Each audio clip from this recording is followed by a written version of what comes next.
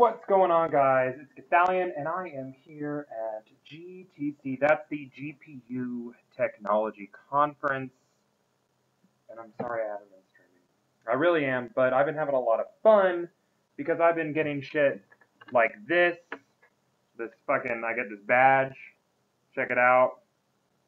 Press an analyst. I'm an analyst. It's pretty cool. So I'm coming with a bit of Shield news for you guys. There's a few updates that I've gotten over the last few days that I'm going to go over. I've been on a bit of an embargo until now, and then I got some surprise news while I was at the keynote speech by Jensen. That's the that's the CEO of NVIDIA, who actually remembered me from CES, and that's pretty fucking rad, if you ask me. So we're going to go over a few of the new features to Shield. Oh shit, I think I got logged out of this. Where are you? Here we go. So we're going to look at a few features that are coming very, very, very soon.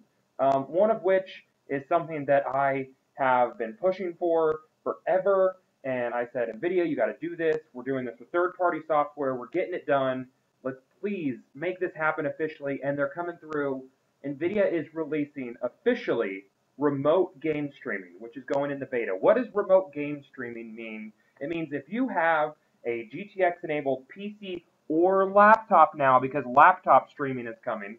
So I think you need like a 500 series or above card in your laptop. Still need a 650 or above in your PC. I'll go over the specifics in a few minutes. Burp. No, it's Kepler and Maxwell based GPUs supported. So most 600M and above GPUs can game stream with the next over the air update, the next OTA for Shield. Anyways, back to remote game streaming. You can stream when you're outside of your house. Okay, so I did a few videos where I was streaming away from my home over Wi-Fi and also tethered to my telephone. They recommend that you have a solid connection that's 5 megabits up and down in order to game stream proficiently. What's this going to do for us? Well, they've added a few features into the Shield coming in this next update. One of which is to pick the quality of the stream. So say you have bad Wi-Fi at your house, you can now set it to a lower bit rate and also just 30 frames per second. So you'll still have a not bad experience, but you could also set it to a really high bit rate and 60 frames per second and upwards to 1080p stream with the game stream at home. Also, you can set it for when it's going over Ethernet, so you can stream outside of your house. So let's say that you are away from home. You're at your grandma's house or your girlfriend's house. Or fuck it, let's say you're waiting in the car for whatever reason, and you tether to your phone or you tether to Wi-Fi, and you want to connect with your PC at home.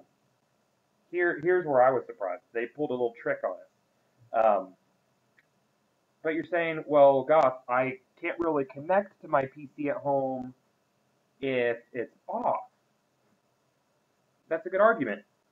NVIDIA countered that.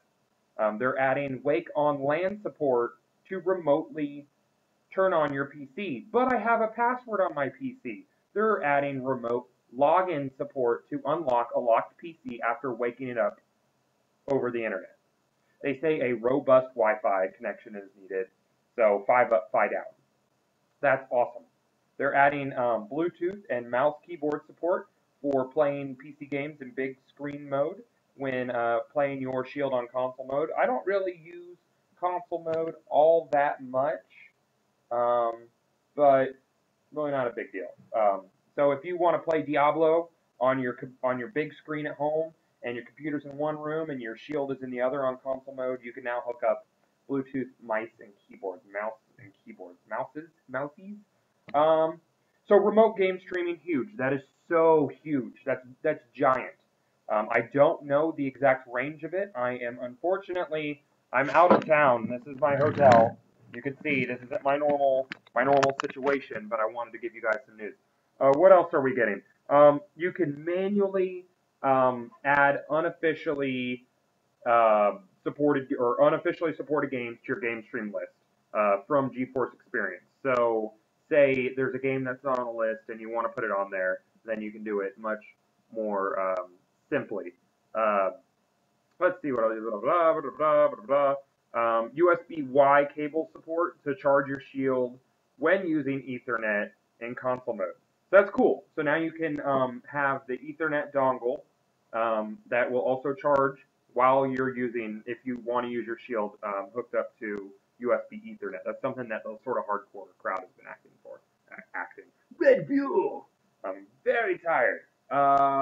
The new Tegra Zone is here. A bunch of new games. Shield is getting upgraded to KitKat 4.4.2, which is awesome.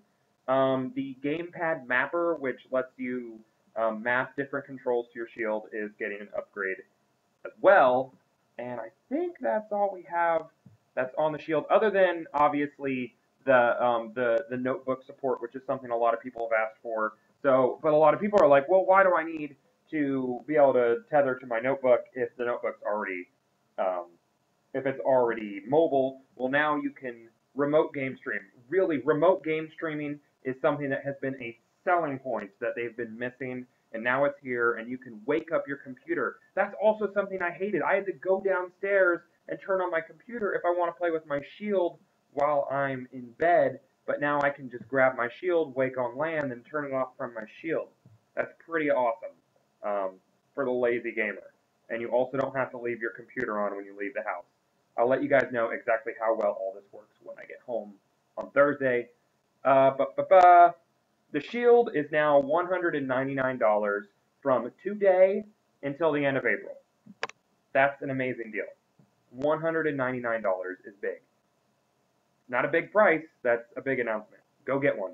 Go get a Shield. It's $199. It's the same price as a 3DS XL and a PlayStation Vita. People are going to be like, oh, well, the PlayStation Vita has console quality games on it, and the Shield just has Android games. Well, I have another surprise for you. Valve is bringing the Source engine to Shield. To Shield, natively. The only game they've announced thus far is Portal, but I have had inklings from a little birdie tell me that they've seen Half-Life 2 running on Shield.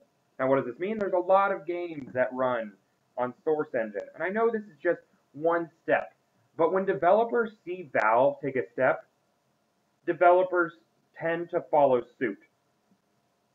So we get Portal on Shield.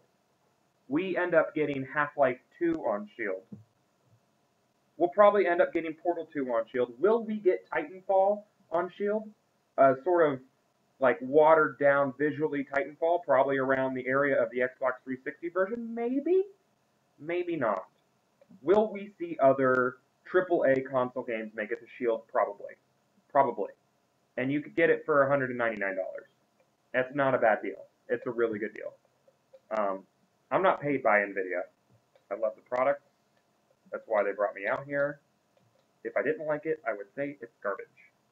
But it's not. The other thing that I wanted to talk about outside of the remote game streaming and everything else is I've been having a really good time out here at GTC. It's been well taken care of. Really no complaints. Really no complaints. I hate that I'm not streaming for you guys this week. I've gotten into quite the rhythm in my morning streams, and yeah, that's pretty much. That's gonna wrap it up, guys. So remote game streaming is a thing now, official. I'll let you know how well it works. I can only imagine that it will work better than the duct tape and third-party proxy software that I used before and had a good experience. Don't forget to rate, comment, and subscribe, and I will see you guys later.